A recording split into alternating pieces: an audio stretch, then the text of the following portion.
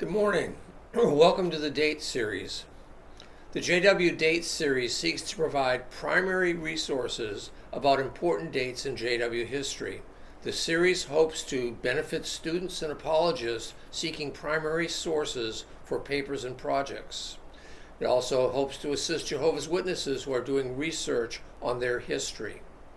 Each JW date video begins with a brief summary of the date's significance and is followed by a slide presentation with multiple quotes from primary sources. Each is footnoted for ease of access or for writing. The slide presentation itself is available for download at the site listed on the last slide. If you would like other primary resources, please suggest topics in the section below. Thank you, and I hope you find this helpful.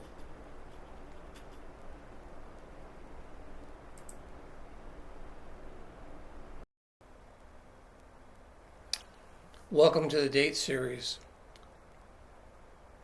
We're going to look quickly at the year 606 or 607 in relationship to 1914 in order to understand why it is that the date is incorrect. If 607 is incorrect as the date that Jerusalem fell, then 1914 cannot be correct. So it's a significant date, and it underlies the key date in JW history. So it's worth taking a look at the slides.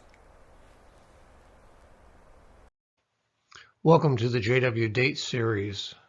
This particular PowerPoint presentation is going to discuss the use of 607 BC in calculating the date for 1914.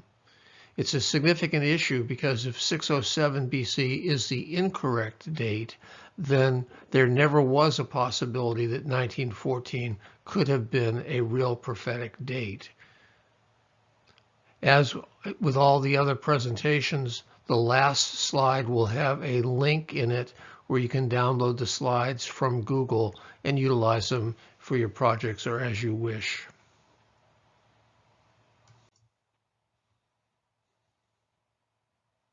(607) is the incorrect date to use to determine 1914.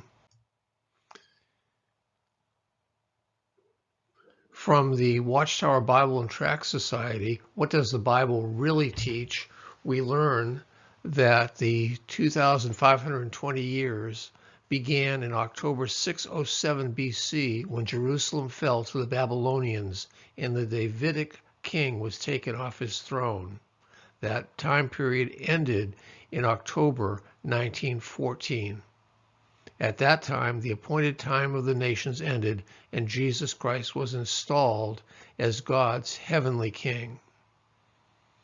So, 2005, an explanation. Again, from 2005, What Does the Bible Really Teach? A reference to 607 BC when Jerusalem was conquered by the Babylonians.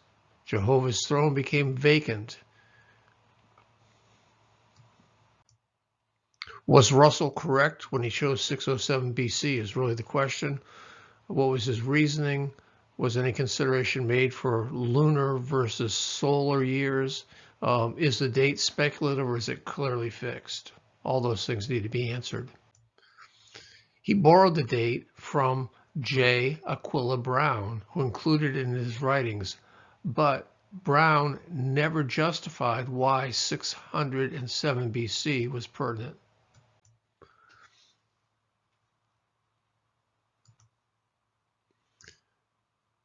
Brown said it was the year 606 that the destruction or first captivity of the Jewish nation took place, and in 604 AC that Nebuchadnezzar ascended to the throne of Babylon on the demise of his father or grandfather. Now he wrote in 1823, in the eventide or last triumph of the blessed and only potentate.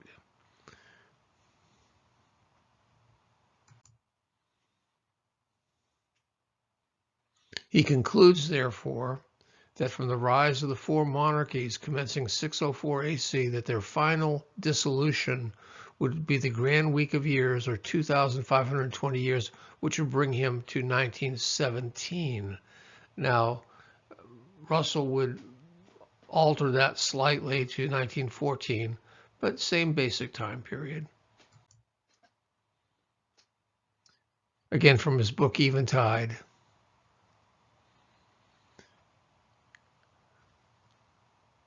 Prophetically, 1917 was to be the time that Satan would be defeated and receive his death blow.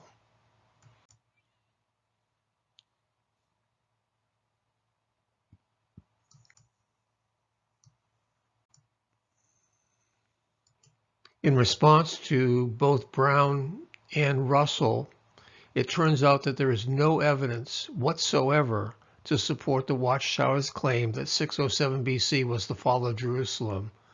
The Watchtower dating is unique. No other credible source accepts the date. Bible scholars are united in their acceptance of the year 587 BC as the date of Jerusalem's fall.